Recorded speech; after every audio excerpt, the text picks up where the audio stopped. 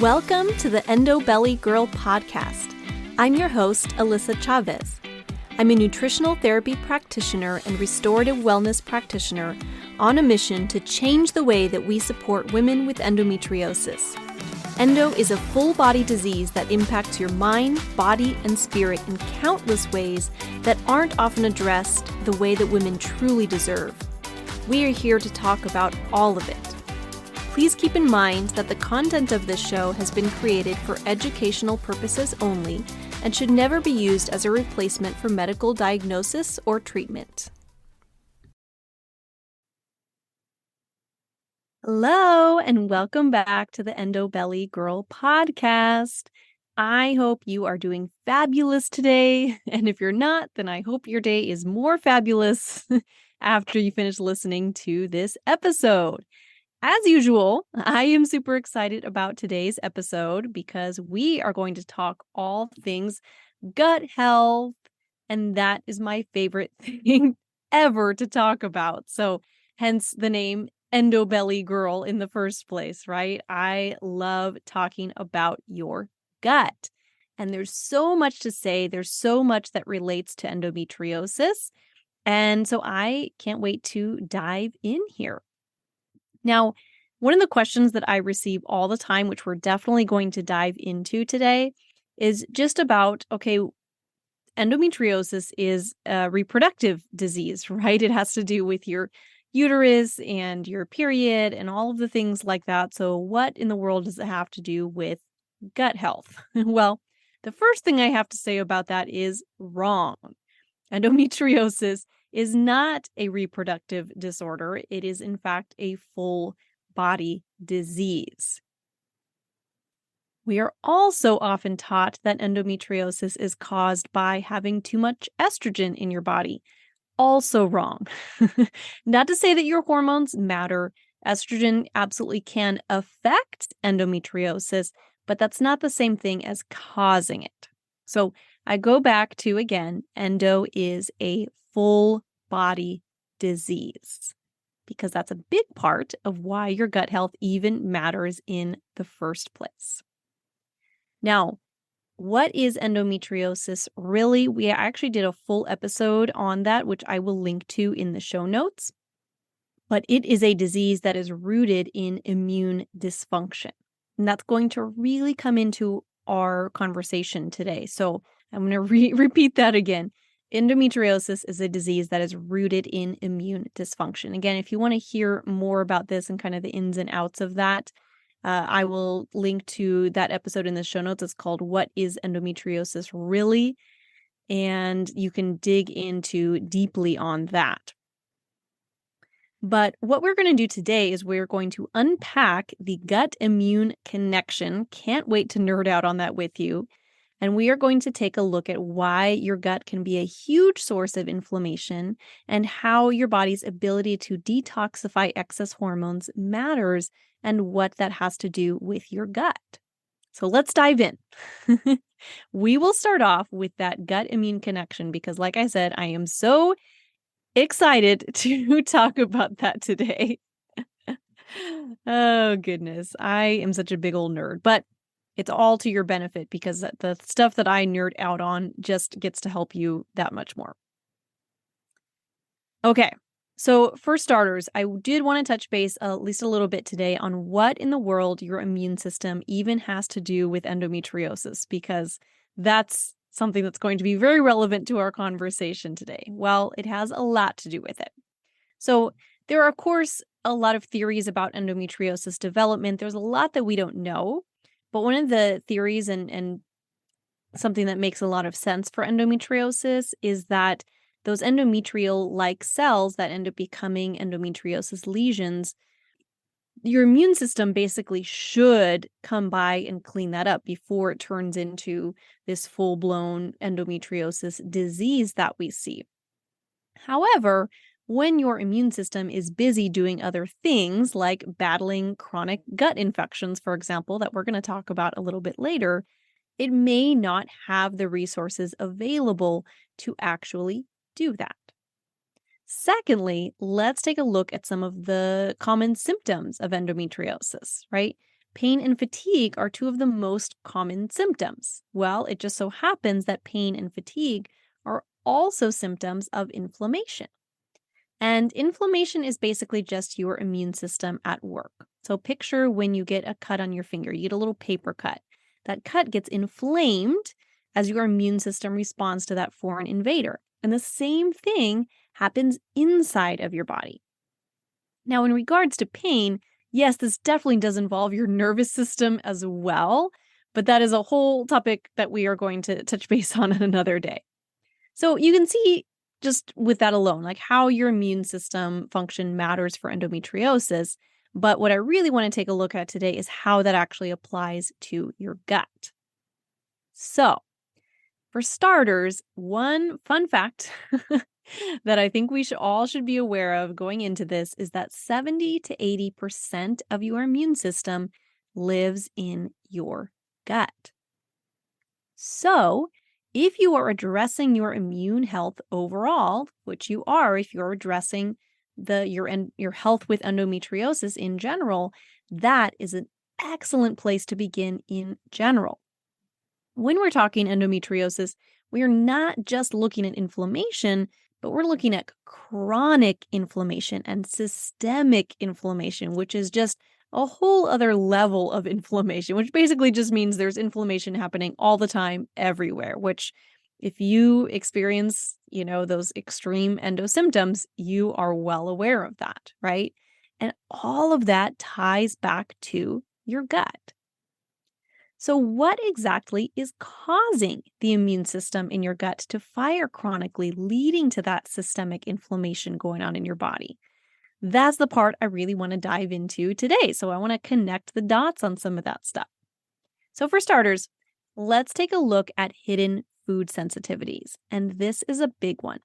So one thing that can happen in your body, and this is extremely common, not just with endometriosis, but just with human beings in general, is that your body basically starts to develop more and more food sensitivities over time because of a scenario known as leaky gut. You may have heard that word floating around the internet because it has become a bit of a buzzword these days. But I'm going to explain to you what that means and why it's important to you as an endo warrior and to your overall immune health and inflammation and all the things. Let's put some of these puzzle pieces together. So inside of your gut, and I'm talking your intestines, your small and your large intestines, where the food is actually, or the nutrients are actually absorbed from the food. Inside of your gut, there is a lining that is only about 1 cell thick.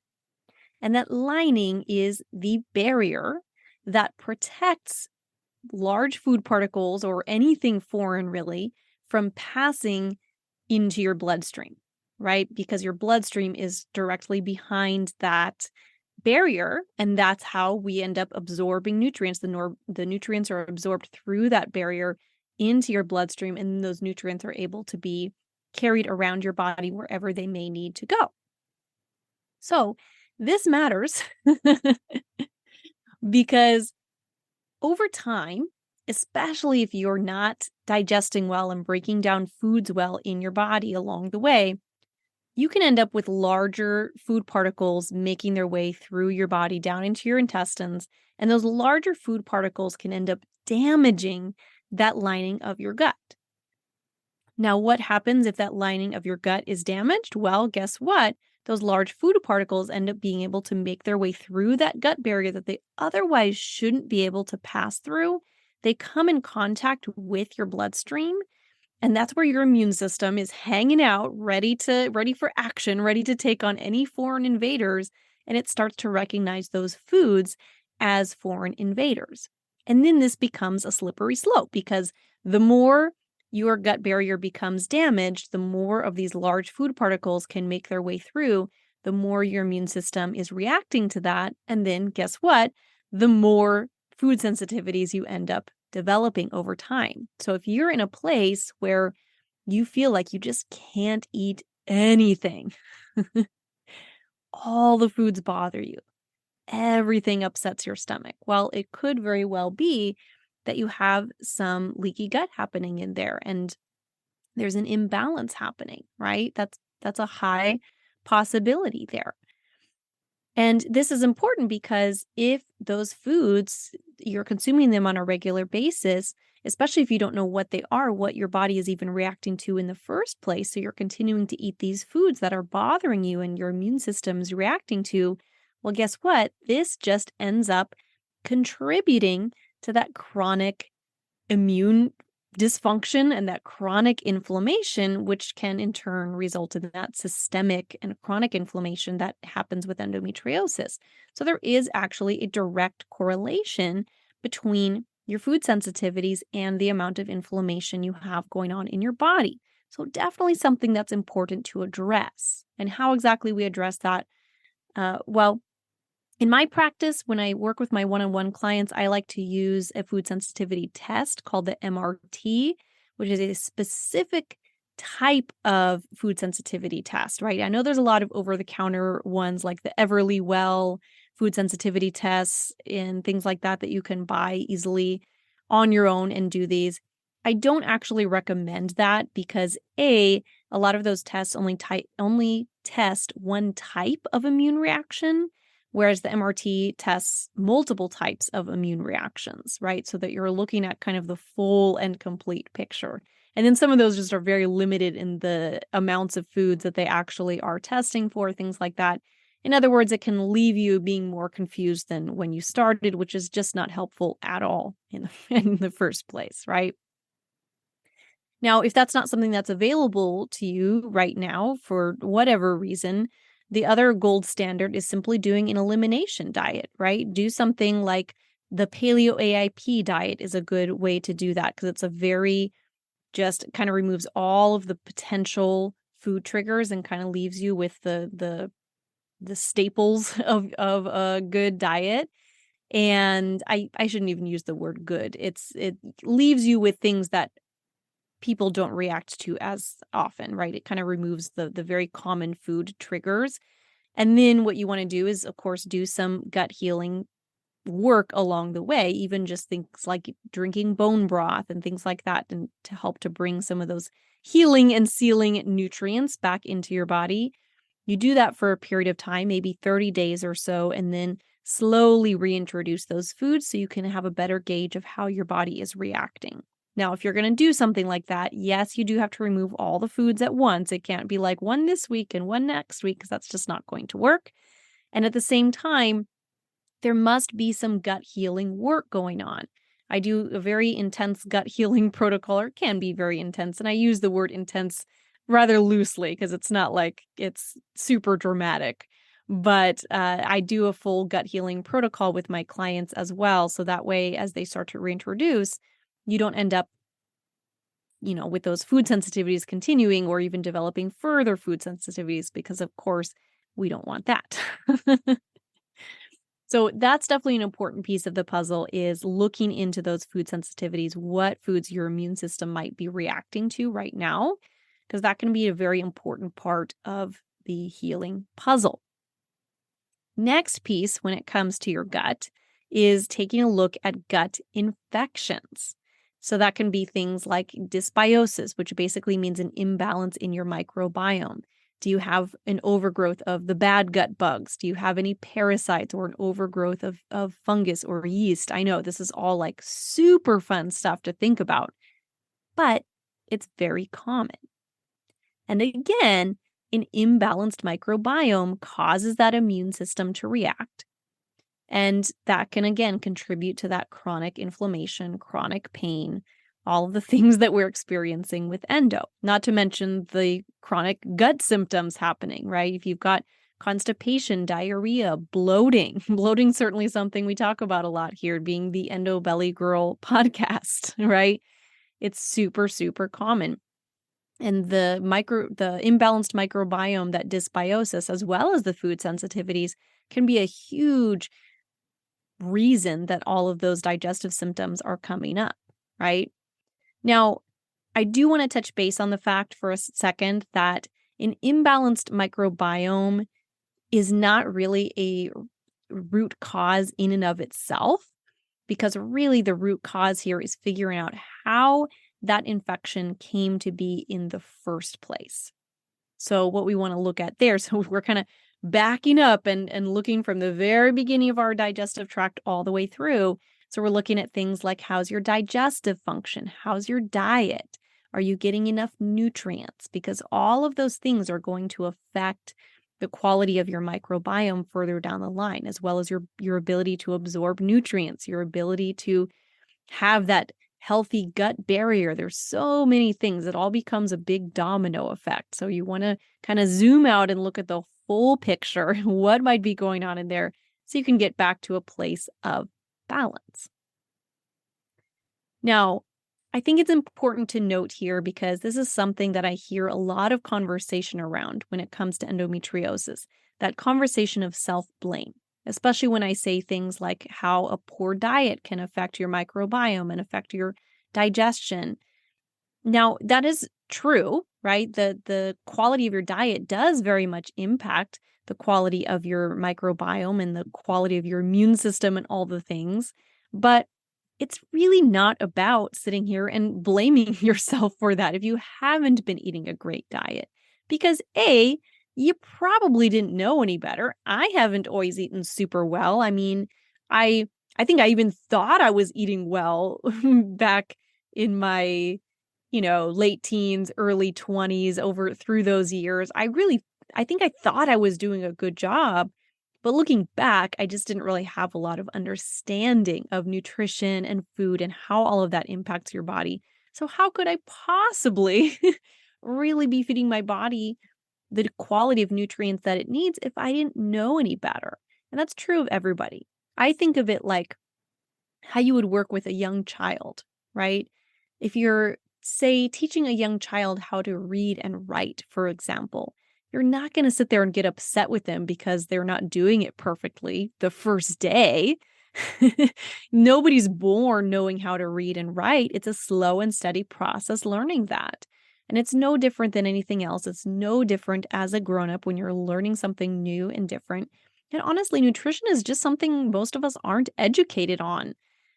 I mean, we learned maybe the basics of it in school, or at least I did, but when I say basics, I mean basics, knowing what I know now. And even a lot of that information isn't super up to date and what you really need to know to be able to feed yourself well. So, and besides that fact, self-blame just isn't going to help anything. For me, it's more about empowering you to take steps forward that will actually help you on your pathway towards better health. That's what it's all about. So if there's one takeaway that you have for today, let it be that, right? It's not about blaming yourself for not doing all the things well. It's about feeling empowered to take those positive steps forward towards better health. Now, in my one-on-one practice, Thrive with Endo, I do guide one-on-one clients through a full gut healing protocol. So we use the MRT, food sensitivity test that I talked about. I also like to use a stool test called the GI map, which really digs into some digestive health markers, certainly takes a strong look at your microbiome to see what the balance is looking like there, so that we can end up bringing things back into balance at the end of the day. So that's certainly an option, doing something like that if you're really having a lot of gut symptoms or just general pain and fatigue and all of the things. Looking under the hood, really digging in and seeing what's going on in your body can definitely be super beneficial for that. All right, so we took a look at food sensitivities and microbiome balance, which are definitely very key pieces of the puzzle. One thing that I wanted to talk about today too is hormones. And I mentioned before how there's talk around how endometriosis is just caused by estrogen, which isn't really true. However, estrogen can feed endometriosis, especially when there's too much of it in circulation, which is what we call estrogen dominance. Now, I'm not going to go super in depth today on what estrogen dominance is and what that means, because that's the whole topic in and of itself. But basically, what we're looking at when we're thinking of that estrogen dominance, excess estrogen, which are two different things but are very similar. So for the purposes of today's conversation, they can be used interchangeably, but in the grand scheme of things, they are different, and we'll talk about that in a future episode. But basically, that excess estrogen can contribute to the growth of endometriosis lesions. It can contribute to estrogen-dominant symptoms like heavy and painful periods and PMS symptoms and all the things that we don't want. Now, what does this have to do with your gut? Well, actually, a lot. Because, okay, your body might have some of that excess estrogen happening in there. It needs to be able to eliminate it because that's normal, right? Your body produces estrogen. It circulates through your body. It does what it needs to do. And then when its job is done, what should happen is that your liver packages it all up to be safely eliminated from your body. And then it ends up being eliminated through your poop. Fun. Now, in order for this to happen well, there's a few moving pieces in there because certainly there has to be quality liver function happening, which is, again, another conversation for another day.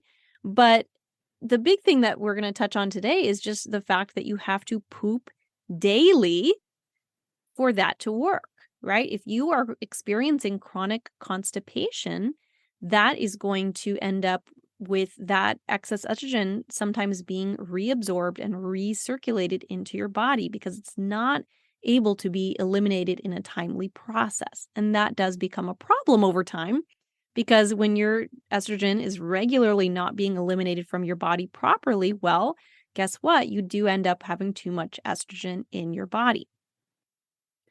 Now, if you're not pooping daily, you might be listening to this and saying, Alyssa, that sounds great. I would love to poop daily, but I'm not. What do I do about that? Well, first of all, it goes back to digestive function, right? I go back to the very top of the food chain, so to speak, the very top of your digestive tract. Are you breaking down food well so that it's able to pass through your entire digestive system smoothly and then be eliminated in a timely fashion? Is everything moving at the pace that it should be? Now, that's kind of a big picture thing that can have a lot of pieces involved, but the basic pieces that you can be starting with right now today are things like, are you chewing your food thoroughly? When you eat your food, are you actually chewing it thoroughly?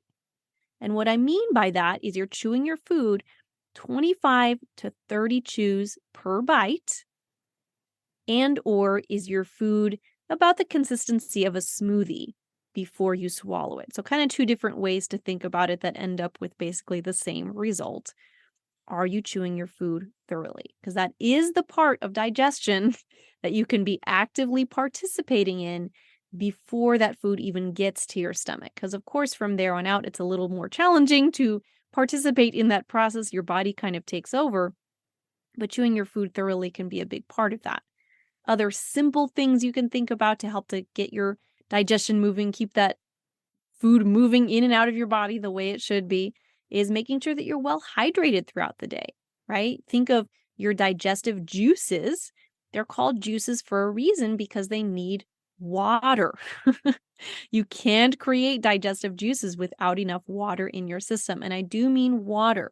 Water is not the same as liquid.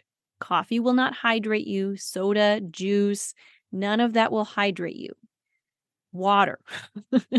Water will hydrate you.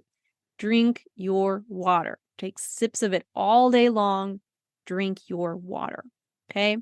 And then last piece of advice to help you poop daily, if you're not currently doing that, or even if you are, it can still be helpful, is movement. Are you moving your body daily? Because that's important too. You must have movement to help your digestive tract to function optimally.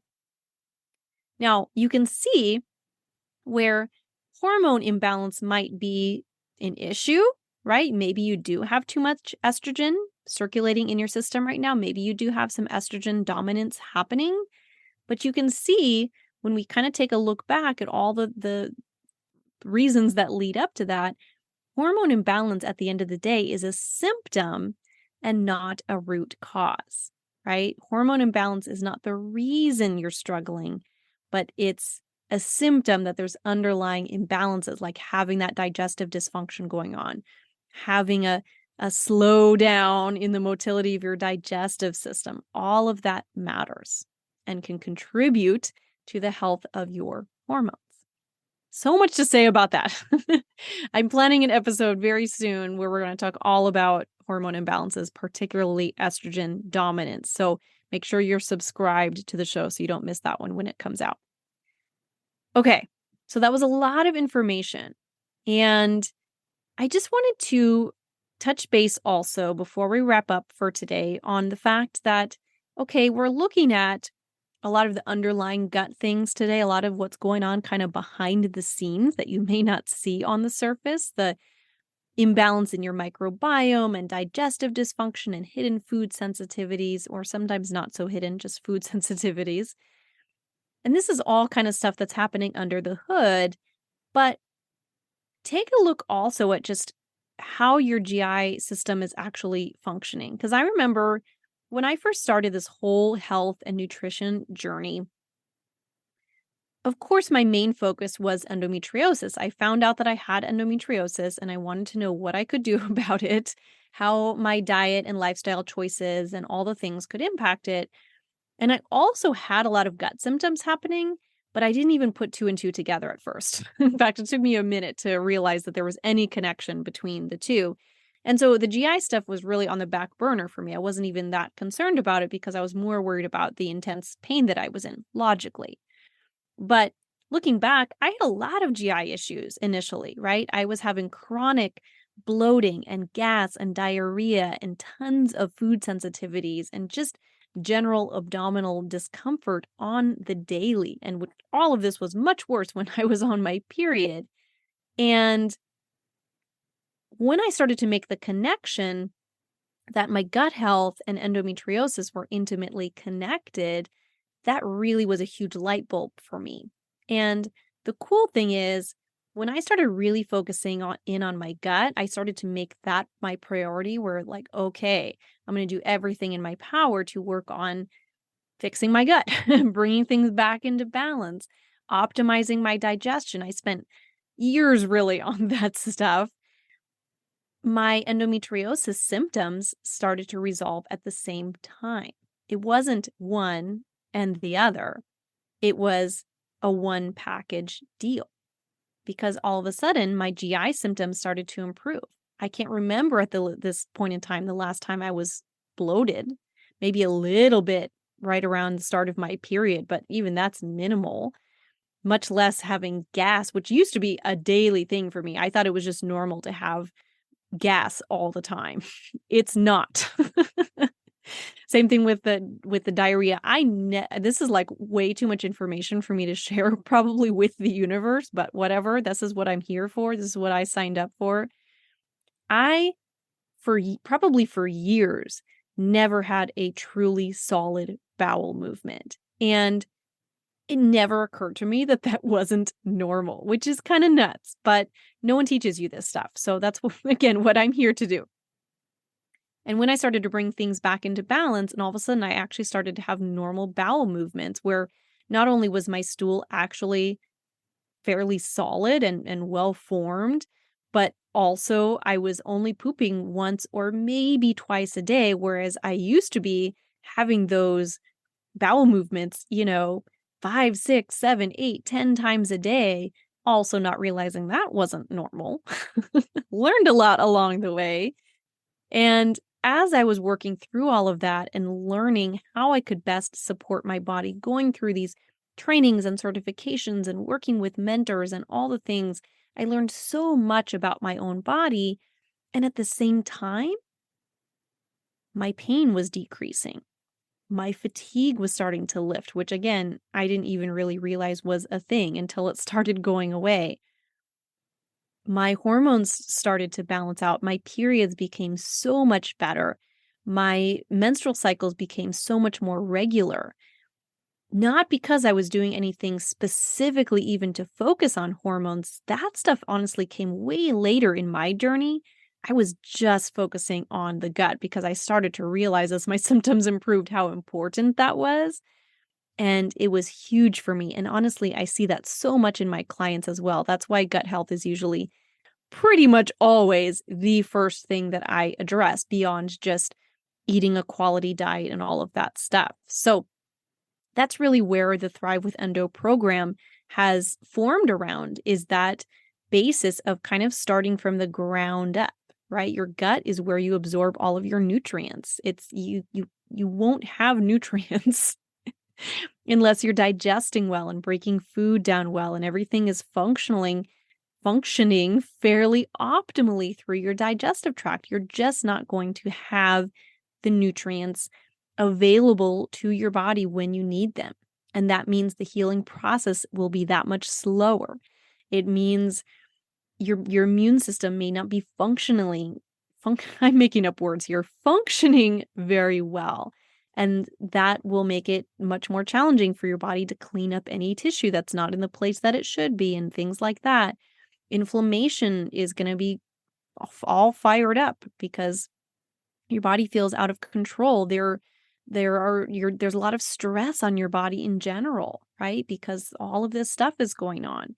So it's all connected, my friends. It's all connected. It's all pieces of the same puzzle, right? Gut health and endometriosis are not two separate things, right? We're looking at, again, I come back to what I said at the very beginning. Endometriosis is a full body disease.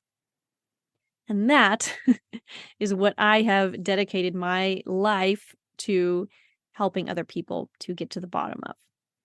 So I hope that this episode brings you a little hope and inspiration that there is a light at the end of the tunnel. There is something you can do to help to address that.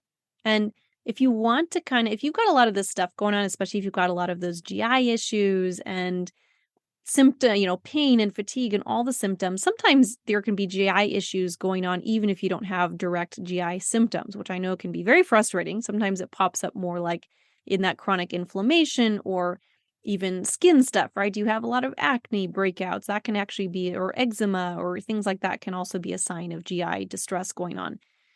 Anyway, all that to say, if you need somebody to kind of talk through this with, and you just want to like bounce ideas off of somebody or see how this deep gut healing work can be supportive for you and your journey, I'd be happy to chat with you. I do offer free 30-minute consultations, and that's virtual. So if you're anywhere within the United States, I'm happy to chat with you and see if that would be a good fit. We can even work together one-on-one if that's something that you're interested in.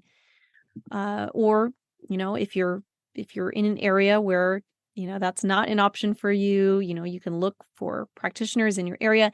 Feel free, though, to reach out if you're struggling in any way. I'm always happy to connect, even if you're not necessarily ready to dive into doing this type of work yet. I love just having conversations, connecting with people, all of that. So feel free just to reach out anyway. You can always find me on Instagram at EndoBellyGirl. Happy to help. I will link to how to schedule a free consult in the show notes as well, if you are interested in taking that on at this time.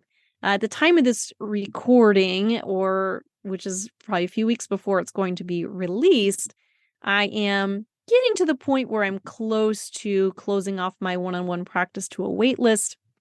I like to keep my practice pretty small so that I can have the time, energy, and attention to share with people. So if you're feeling that little itch, like I really think that this is something that can benefit me and I want to get to the bottom of it and figure out what's going on in my body, I would love to connect. I would love for you to hop in there and claim one of those spots. Follow your intuition on that, right? Some of my best decisions in life have been made on those kind of crazy whims of like, I just need this. I'm going to dive in. I'm going to make this happen. So if you're feeling that, if that resonates with you, I would love to connect. I would love to chat. All right, my friend, that's all I've got for you today. I know that's a lot. This may be one of those episodes you want to go back and listen to again and again, just to kind of let all that sink in, settle in, and I hope that helps. All right, my friend, you have a wonderful day. Much love, and we'll talk soon. Thank you so much for joining me today. If you loved what you heard, be sure to leave a review, share with a friend, and subscribe so you can keep coming back for more. If you are ready to take the next step toward getting to the root of your endo symptoms like endo belly, pain, fatigue, and so much more, you need to take my Endo Reset free course. You can find the link in the show notes or at www.endobellygirl.com. Till next time, my friend.